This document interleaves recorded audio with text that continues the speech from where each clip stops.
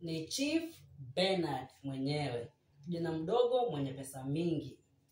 Hapa nimekuja kusaidia familia moja hapa.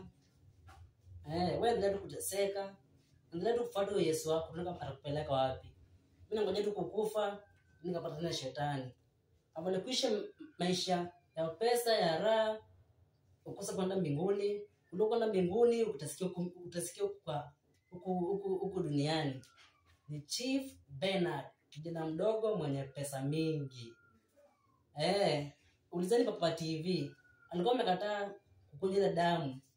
Lakini sasa alinifuata, akakunywa damu. Sasa tuko na yeye, anafurahia maisha mazuri, ako na gari, ako na kila kitu. Ni Chief Bernard, kijana mdogo mwenye pesa mingi.